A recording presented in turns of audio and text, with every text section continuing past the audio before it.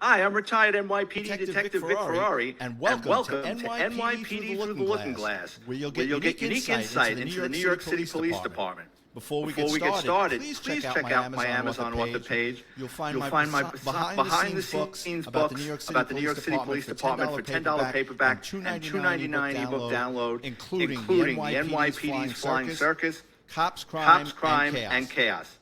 Today's guest is one of the NYPD's most decorated members, the former detective sergeant who survived several gun battles, earning him the prestigious Combat Cross and two medals for valor. In addition to his undercover work as a New York City transit cop, he also headed the Bronx homicide nightwatch unit. I want to welcome my next guest, NYPD legend and author of the best-selling book, Beneath the Concrete Jungle, True Stories from a New York City Detective Sergeant, Stu Friedman. Hello, Stu, and welcome to the show. Thank you, Vic, and thank you very much for having me. I appreciate that. Stu, from one cop to another and one author to another. I love this book. The title is great, and it's a timepiece. It takes you back through the 1970s when I was a little boy, and I wanted to be a cop. Like you were doing what I wanted to do 15 years earlier. You're aging me now. I'm sorry. That's all right. So what year were you hired? 1974 I came on, right after my 21st birthday. So paint a picture of what New York was like, especially the subway system in that time period. Well, it's funny because back in those days, the city itself got the nickname Fear City because crime was at an all-time high. The subways, being a business for the city, a lot of the crime was kept hush-hush. You know, we didn't have social media like we do today. There was no YouTube, there was no internet, and a lot of the crimes that were happening were in the subway. But the city didn't want to talk about those. And that's one of the things I bring up in my book, how crime was kind of put down on a hold where they didn't want you to even report it. They didn't want arrests because every arrest you make is a crime statistic. So they'd rather you let somebody go than arrest them. And the mayor had a safe subway system plan where he wouldn't have crime on the subways between 8 at night and 4 in the morning. So any arrest you made between those times was very discouraged.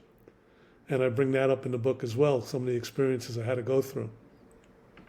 At one point, you tell a story where you guys had a homicide suspect ID'd and basically were told to put the arrest off until after a mayoral election. That's the true story. What happened was there was two people shot, 168th Street, Broadway, in the subway. And my partner and I, we were just police officers. We actually apprehended somebody for a misdemeanor crime, and they began to give us information. So the detectives came, spoke to them. The guy was comfortable with us getting the information. So we became a team with these detectives for a short while. We went out, got information on people. And what we discovered was that the mayor's plan was to have these dances held in the housing project community centers, which was a good idea, keep the kids off the street. But it kind of backfired because the school was supposed to have security there. They were letting drug dealers in rather than keeping them out. And drug transactions were taking place at these dances. And as it turned out, the school was hiring off-duty cops as the security. So with the schools involved, the police involved, they didn't want anything coming up at a trial about all these different civil servants who were involved trying to deter it. Not that they were allowing it, but this was happening right under their noses. So we were told to hold off on making arrests, and that went as a cold case for a while until after a mayoral election, then the arrests were made. And they got around to getting to it. Yep, and I think it's something that still goes on today, unfortunately. Yeah. You retired in 95, right? 96. November of 96. That's when CompStat was really picking up steam. That's correct. And you had the precinct COs who didn't want to go down to CompStat, get abused. They started cooking the books and reclassifying felonies and misdemeanors to violations. Didn't want to take reports for certain things unless everybody brought in every little last detail of paperwork. Yep. Becomes too much of a numbers game. Well, I remember when they went in, I don't know what the policy is today, but if you walked into a precinct and said your car was stolen, if you didn't have a registration on you, you couldn't even report the car stolen. I don't keep my registration in the glove box. I know people that do. And if your car got stolen with the registration in it, they might take a week or two before you get a copy from motor vehicles. It was tough. They wouldn't even take the report. So these are cars that are stolen that there's not even an alarm out for them at this point. It's unfortunate the job goes out of its way to discourage people from reporting a crime because they don't want to get beat up in the statistics. Yes, that's a long-standing policy for whatever reason. I was amazed reading your book that how much time you spent during that time period in two of the most dangerous places in the city. The 2A precinct, which was known as the 1 square mile of death, because the amount of homicides that were happening in this tiny precinct. And then you were smack dab in the middle working undercover in Times Square. And think Joe Buck and Ratso Rizzo trolling around X-rated theaters. And you're walking around in the middle of the night with a couple of guys just like buddying up to these scumbags, trying to get involved in a crime or find out where they're going. Yeah, that's what it was like. There was all porno theaters. It was all peep shows, not pimp shows, but there were plenty of pimps out there. Streetwalkers, drug dealers. It was kind of easy for me to fit in back in those days because I had longer hair, a beard. Warmer weather, I could wear a T-shirt, and I'm sleeved up with tattoos, so I kind of fit in pretty well. But it was kind of tough because you see a lot of things. There was, they talk today about child abuse and there was a lot of kids out there that didn't belong out there, and I used to try to talk to them to get off the street. Where do they belong? A lot of them are homeless. It was a sad situation, and I'm kind of glad that they actually put us out there to clean up the area. Yeah, early in your career, I mean, you were full of piss and vinegar. You were making arrests, and it wasn't as bad when I got hired, but they definitely would. I got such a kick that at one point someone said, "Oh, they're going to love you," because they would discourage you from making arrests. And the old timers were bad enough that they would treat the new guys like shit. But what your book got right is. You're in training, and you've got like some guy with 6 months ahead of you, or a couple of years ahead of you, and he's treating you like he's a 15-year seasoned veteran, like an older brother pushing like his younger brother around. Yeah, that's exactly how it was. A lot of people didn't want to be out in the subways.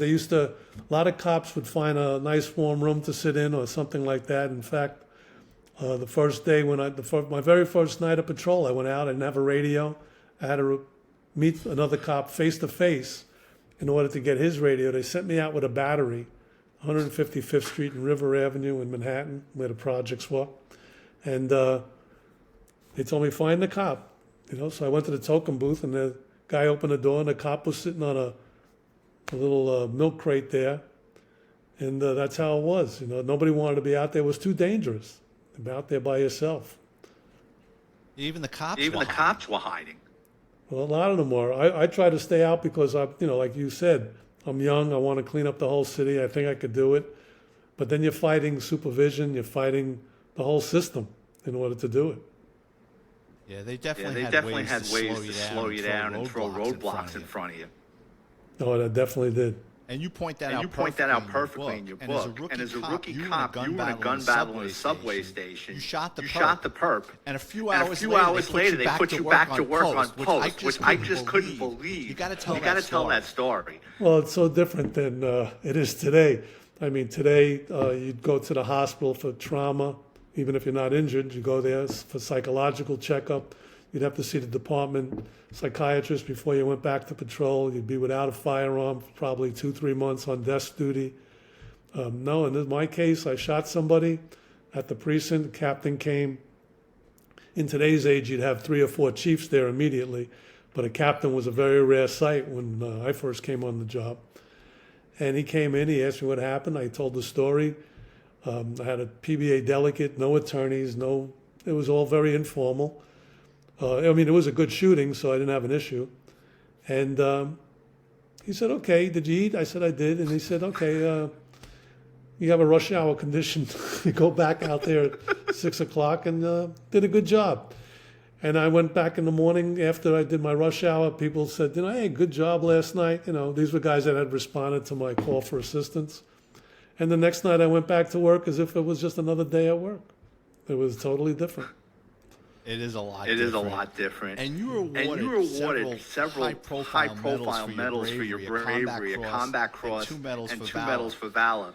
Let me paint a picture for people that are listening that aren't cops. In the NYPD, cops are like kids in a schoolyard. We're always sizing each other up, especially in uniform. And you know someone's a badass when you see that lime green or navy blue bar above someone's shield. I've seen cops wear those medals, walk through a crowd of other cops like Moses parting the Red Sea. Or one of those guys, Stu, I've seen those, or a cop just visiting walks into a precinct with one of those medals, and it's like an old Western where a gunfighter walks in, and everybody just turns and looks and just kind of nods their head. Everybody wants one of those things. You might not want to go through to get one, but it's one of those things when you have one, everybody just looks at you differently.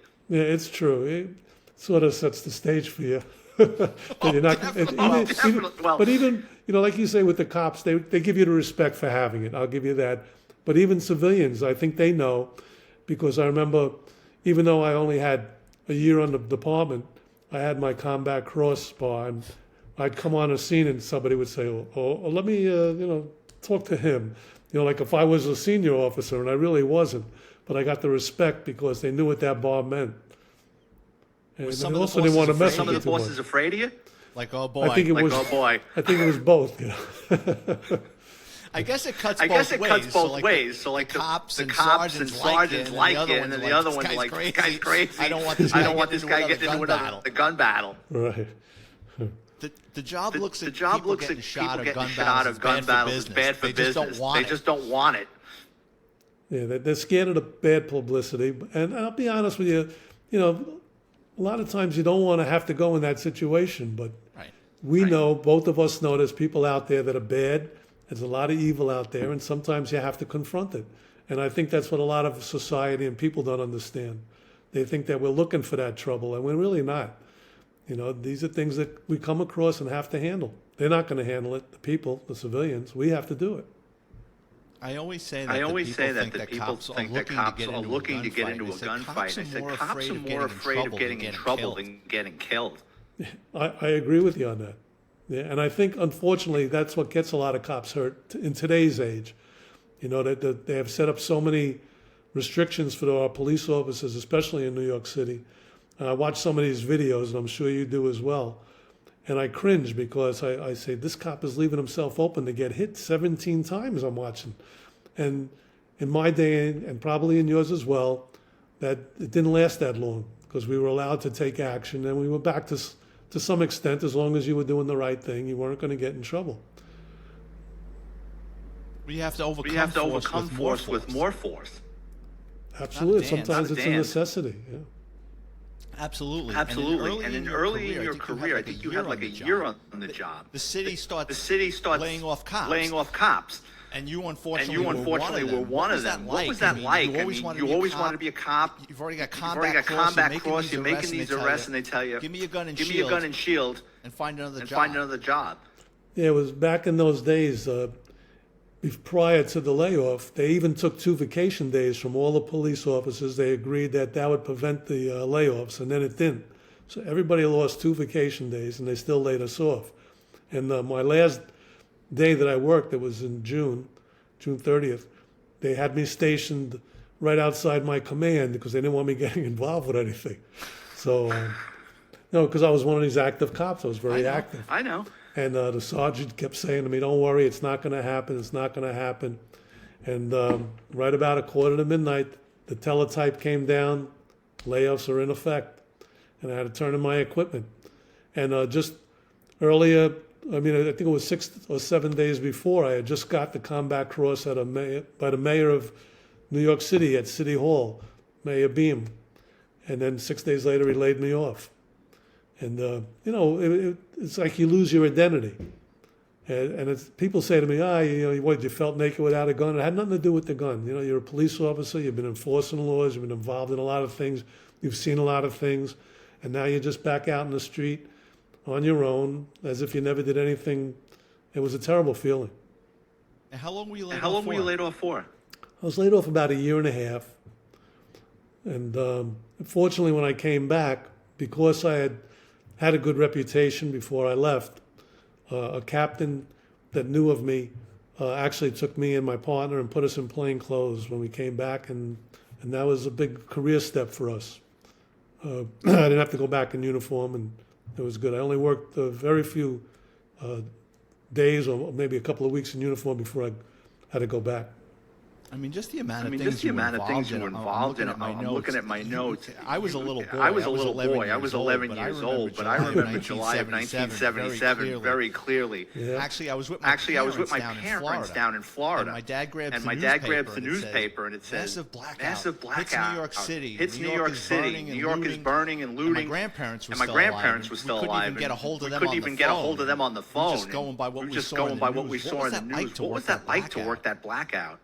It was an experience that I had never seen anything like it before. It was like total chaos. It was like if you were watching a movie and there was absolutely no law. People were just running the streets, breaking car windows, stealing cars, breaking into stores, and there was not much you could do. I mean, I was by myself.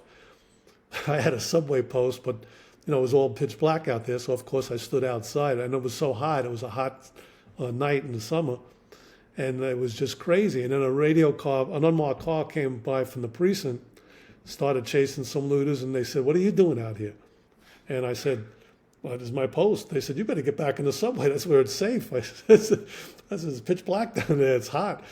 The guy opened the trunk. He gave me a box of ammo. He gave me a big stick. He said, "Listen, hold on to this stuff in case you need it." He says, "Because they're shooting at cops down on Burnside Avenue, which was nearby my post." And then they took off. It was chaos. And in the morning when everything was, sun was up, there was just debris all over the streets, wrecked cars, fire hydrants open, blood splattered all over from people that were hit with nightsticks and people that might have got shot by somebody just shooting a firearm. It was pretty crazy. I can't even imagine what that was like. I mean, I worked in a couple of riots, but at least there was electricity. I can't even imagine what that was like. It was really nuts. And I'll tell you, the next night, which I didn't include in my book, they had to protect the streets again because there was still sporadic outages. And they took myself and 7 other cops from the transit police, and they put us down on 116th Street and Lenox Avenue where the mosque was. That was where Phil Cardillo was killed. And there was a lot of hard feelings between the precinct and the mosque. And they didn't want to have the precinct standing in front of the mosque. They were worried about another issue.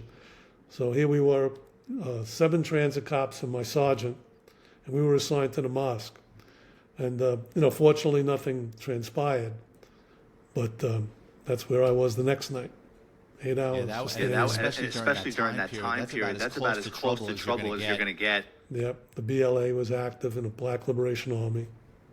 And people forget that they were killing a handful of cops a year. Those people in the 70s and into the 80s. Right. I mean, the first night that I worked, 155th Street, River Avenue, was the Polo Grounds projects, and that's where Pagentini and Waverly Jones were killed. Actually, I went to the middle school named after them. Was that correct? Well, yeah. There was a lot going on. And you were promoted early in your NYPD career to the rank of detective. And I had to laugh because later on you became a sergeant, but you said, and everybody says this, there's only one good gold shield in the NYPD. That's right. They say there's only one real shield, and that's the detective shield. One real gold one. And you were a bit of a ball buster, too. I love the story how you fooled your lieutenant with a bogus subpoena.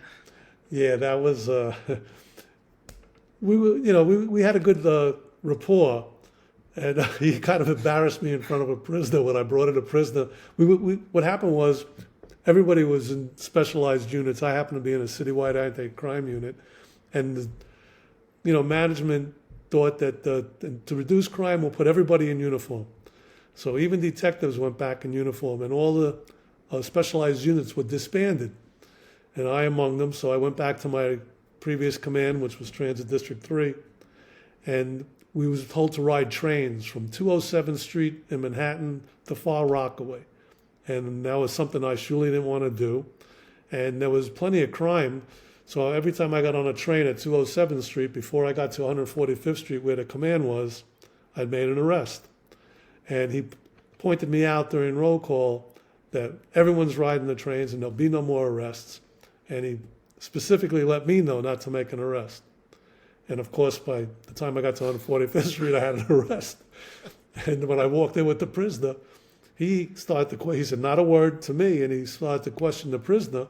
And he asked what happened, and the prisoner told him, well, he said I had marijuana, which was arrestable at that time in public view. But I didn't have it. He put that on me, and he told me to put the guy in the cell and get him out of here in 20 minutes. But he had an active warrant, so now I had to take him down to court. So when I was down in court, I took a subpoena out of a desk, and I just put the lieutenant's name. I indicated that they wanted his memo book and the command log. And when I left it in his cubbyhole a couple of days later, he came in, he found it. He went through the log. I knew he was looking up to see what it was. And as soon as he locked eyes with me, he ordered me in his room. And he said, what is this? And I said, well, you questioned the prisoner. And they wanted, who did you notify in internal affairs? And they want your memo books for his Miranda warnings. And he was like, what? He was in shock. But then I told him because he doesn't want to go to court. Of course not. He was on the hand. He didn't notify anybody. So, but we got along after that. We became good friends, and it was a good relationship. Was that the same lieutenant that you found some lunatic out in the street wearing a chief's uniform? So just to paint a picture, Stu grabs this lunatic that's walking around wearing an NYPD chief's uniform and says, come with me. And he marches him into the transit district. And in the NYPD, anybody above the rank of captain walks in. The first person that sees him has to yell attention. Everybody stops what they're doing and jumps out of a chair.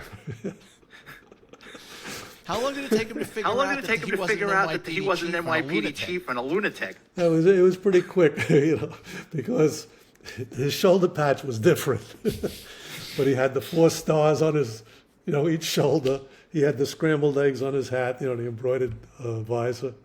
I have a very similar story. Did you ever work election duty? No, I never had to do that, no. Because by that time I was in specialized units. I never got the overtime for it. On the afternoon, right? When they close the polls, all the cops grab all the work, like all the polling data. You bring it back to the precinct. And then you've got somebody on the FATN machine or the finance machine entering into the system. Nobody gets dismissed. And it's a desk officer's nightmare because you have a desk officer, he's got the 4 to 12 coming in, the midnight going out, and he's got maybe 50 cops from all over the city dropping off paperwork. So the station house has got a couple hundred people in it. And these bosses, they don't want any problems. And the station house is packed. And an auxiliary chief walks in. An auxiliary chief, he had to have been 90 years old with his 85-year-old driver. And auxiliary cops, they're really nice people, but they get in the way. They're a pain in the ass for the cops. They're always getting in trouble. These two old men in their auxiliary uniform come in, and as a goof, I yelled, "Attention!" The station house stops. Everybody looks at him, and then you hear everybody laughing because everybody realizes I was busting balls. The deputy inspector for that precinct looked at me and goes, "Come here." He goes, "Where do you work?" He goes, "Where do you work?" I said, "Auto crime, sir." He goes, "Not anymore." He goes, "Go into the basement. I don't want to see you again for the rest of the day." I said, "All right, boss." He didn't do anything, but I pissed him off. You didn't have the sense of humor my friend had. It didn't go over very well. I also got a kick in your book that you share embarrassing moments and embarrassing things that happen to you. And I love the story. You're chasing a perp, and your second gun comes off, and you see something fall. You think he drops it. You grab it. You catch the perp. You hand it to the other cops. And just searching him, and then you realize, no, that's my gun, not his. Yeah, I had to ask for the gun back. It was pretty embarrassing. I'll bet you the bad guy was like, that's not my gun. Then, when you were a detective and then later a detective sergeant, you investigated over 100 cases of people hit by subway trains, which I was fascinated with. Explain the steps it would take you to determine if something was an accident, a suicide, or a homicide. Well, the first thing we do, obviously, is go to the crime scene. We try to locate witnesses. The motorman is usually the primary person that we'll talk to, because he knows if the person was pushed or not, because he could see the person usually coming out in front of him. They're not that difficult to investigate, although some of them, every once in a while you catch one that is, but a lot of times you have witnesses, or a person commits a suicide, they might leave a note or make a payphone call at that time to a loved one and say, listen, I'm not coming back anymore. So you kind of have something to work with. But then again, you have cases that person falls from between the cars, and you don't know which way that went. You don't know if they were pushed, if it was in a robbery on the train. Those take a little more work. But in the most cases, we're able to solve it. I wouldn't say quickly, but within a day or two's time, we pretty much have it wrapped up. And then in your book, you had a case where a guy kissed the third rail. Yeah, that wasn't pretty. I don't know why he would choose that way to go out, but he went down, he put his lips on the third rail, and he just cooked himself. And, it's not a pretty sight, a lot of this stuff. One thing about people, when person versus a train, it's not very pretty.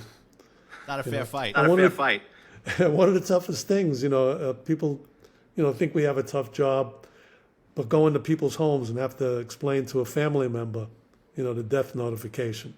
And, they're thinking, wow, he was hit by a train. I mean, can I go identify him? Can I see him? And they really, a lot of them you can't see. I mean, we have to, and as cold as this sounds, and I don't want to upset any of your viewers or listeners, but sometimes they're just shoveled up and put into body bags. I mean, it's a pretty bad sight. You were also tasked with investigating that subway derailment that left five people dead in Union Square. Yeah, you must have been under a lot of pressure to solve that. Yeah, I wasn't the lead investigator. I was a supervisor there in that case. Actually, I was sent up to try to locate the actual motorman. That was a pretty devastating scene as well. The train had went through all the safeguards that should have stopped it. He bypassed all of those. He wound up slamming into those L pillars in the subway, the steel L pillars. They cut the train in half. When I got there was still bodies lying around. There was triage area set up. There was over 200 people on that train, and there was 100 injuries at least. And I'm talking broken bones and compound fractures and heavy lacerations. It was quite the sight. And my job was to go with a team of detectives to the motorman's house, because he was not on the scene. He had fled the scene. As it turns out, he was actually sitting right upstairs watching all the emergency responders. He sat up there for an hour or so before he decided he was going to go home.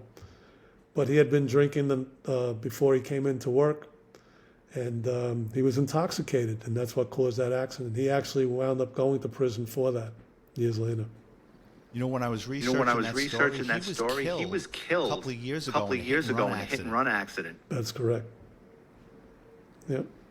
The one story in your book that had me on the edge of my seat, and you. First of all, it's a great story. Second of all, you explain it excellently. Is that guy that was so hell-bent on committing suicide? After like five failed attempts, he tried every way possible to kill himself. He finally ran up to a cop and got his gun out of his holster and committed suicide. Yeah, the funny thing about that case, I'm not funny, but the strange thing about the case was he had asked for directions to throw the cop off, make the cop feel comfortable with him standing over his shoulder. And he took out a subway map, and it was a rookie police officer. He was with a training officer. And the training officer, just walked a couple of feet ahead. There seemed to be no danger or threat there. And as he was talking to the cop, he reached down, he pulled up the officer's firearm, and he wound up killing himself. And the strange thing was the cop was going to be in trouble because, we're obligated, as you know, to protect our firearm and safeguard it. And as it turned out, the cop had a defective holster, which happened to be issued by the NYPD to him from the range. And the reason it was because he was left-handed. And when he went to purchase a new holster, people don't know, and we purchase our own equipment. They give us an allowance. The equipment section didn't have a left-handed holster. So in order to get him out of the academy and on patrol on time, the range had loaned him a holster until the equipment section was getting in the left-handed holsters. And I guess from its being used as often as it would be at the range, it was defective, and that's the gun he was able to get out. So the officer wasn't held accountable for that. But my God, there's so much more to that story. You find an address to a hotel, a motel in Staten Island. Yep, He tried to electrocute himself in a tub. He tried to hang himself from a ceiling fan. He took pills. He drank a bottle of, whiskey with pills. He tried to electrocute himself with the clock radio in the shower. He tried to hang himself with the chandelier in the room. And if you remember about that story, what I didn't notice was that there was change spread around the room. And when the crime scene detective got there, he looked at it at different angles than I had, because I just stepped over stuff. And he got up on a chair and looked down. And he said, this spells out a phone number. And we copied down the number, and it turned out to be to the outpatient psychiatric ward to a hospital in Manhattan. And he was looking for help somehow, and that was it. But there's even more because remember he was on the ferry. You know this. He's on the ferry, and another cop saw him trying to jump off the ferry. He goes, "What are you doing?" He goes, "Oh, I just wanted a better look." Yeah, the cop had no idea what even transpired. We found that cop on the way back, and we showed him the picture. Say, "Ever see this guy?" He said, "Yeah, he was on the ferry."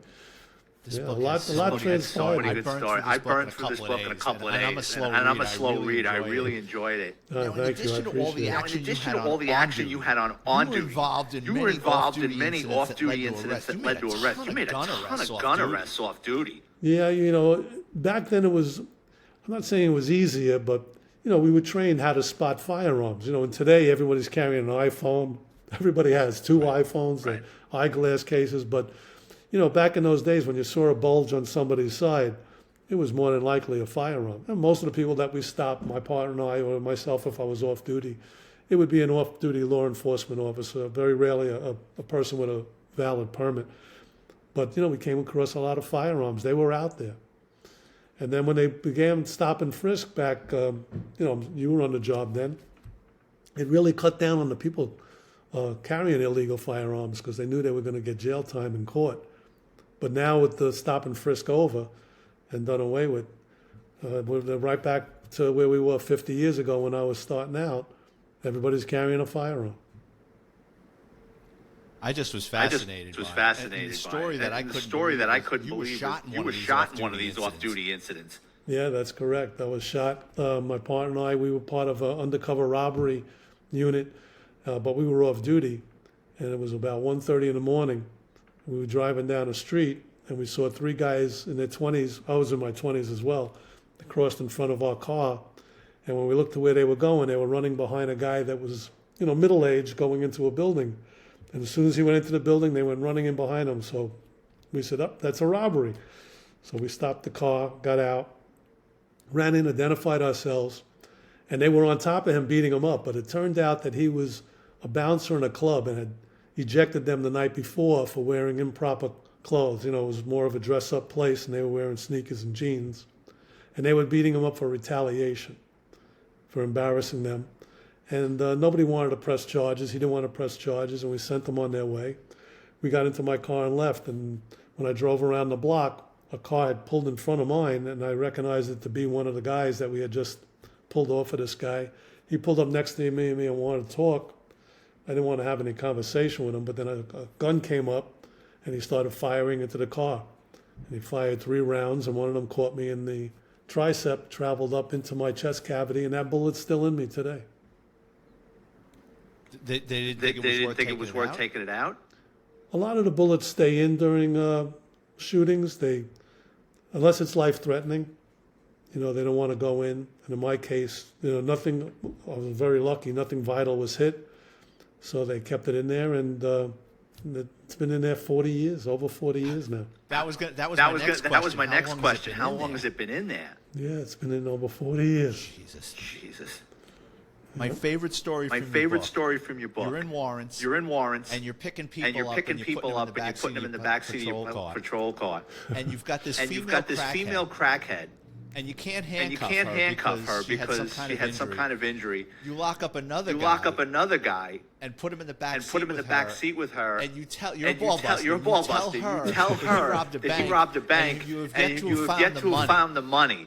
Just take it from there because I laughed so hard. Yeah, we the guy actually had been apprehended on the hospital grounds the night before, but he was being held in a precinct.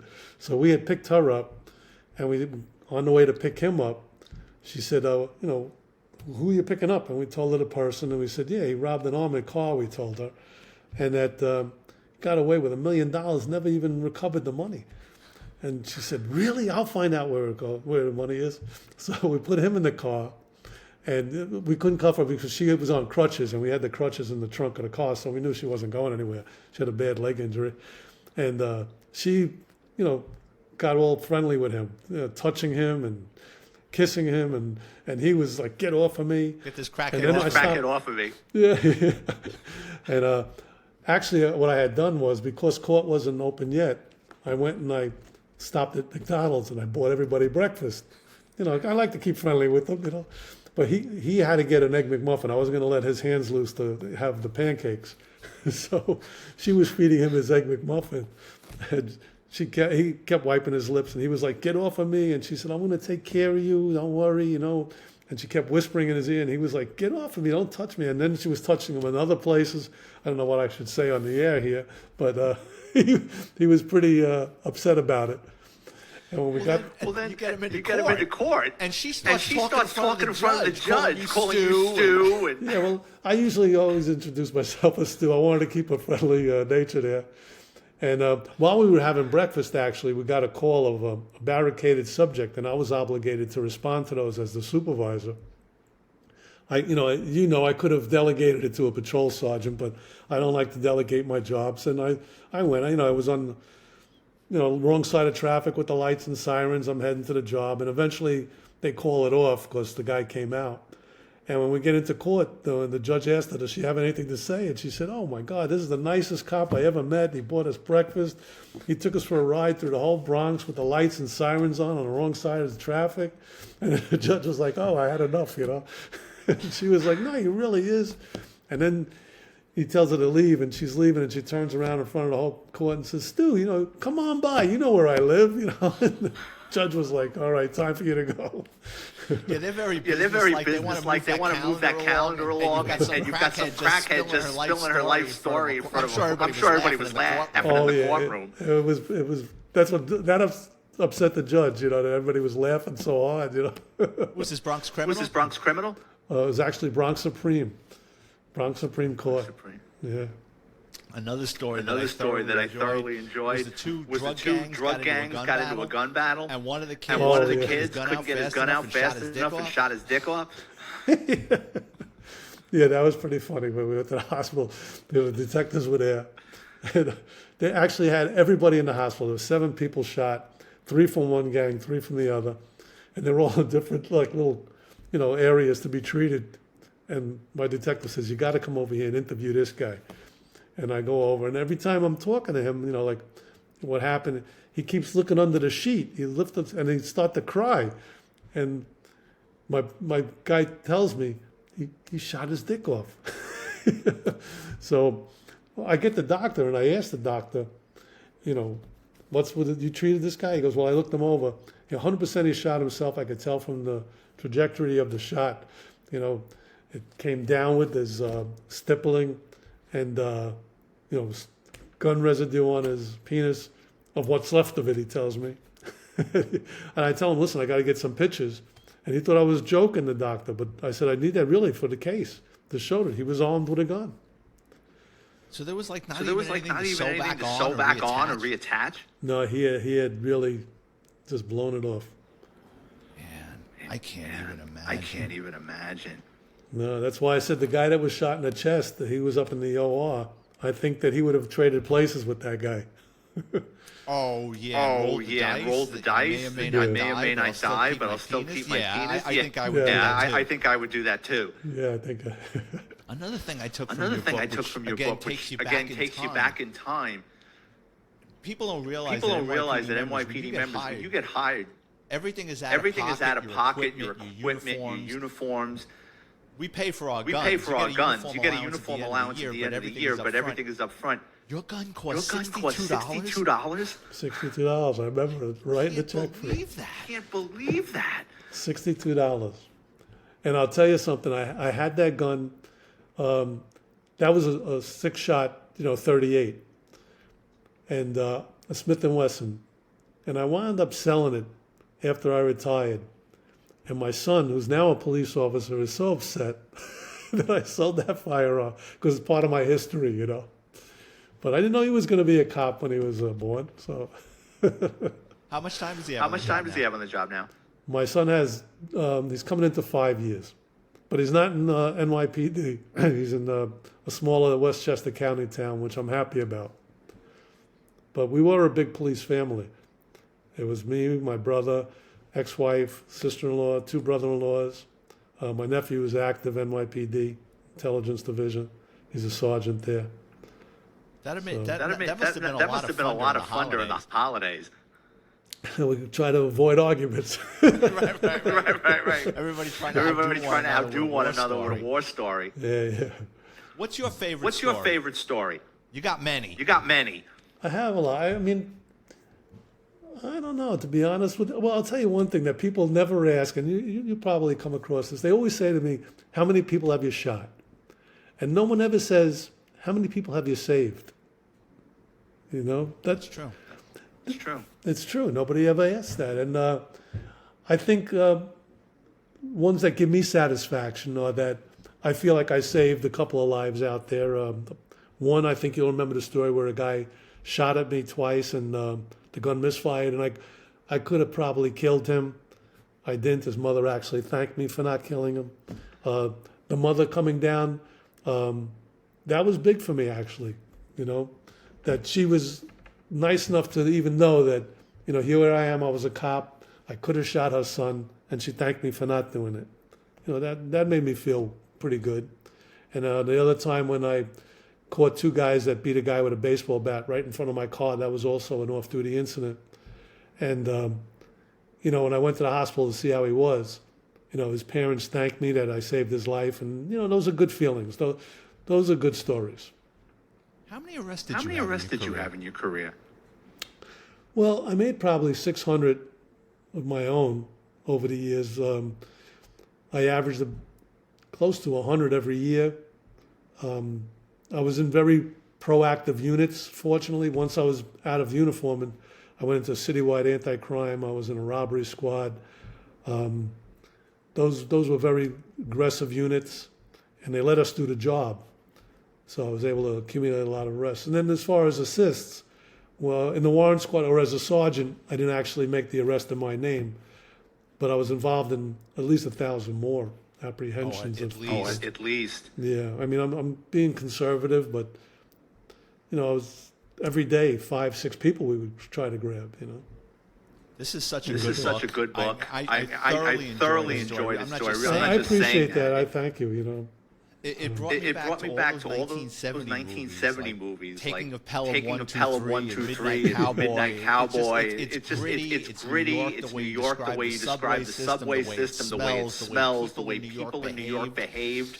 Yeah. What flew back then that was socially acceptable and what's not socially acceptable now. I mean, it's a great book. Thank you. And I'll tell you, I'm working on another book right now.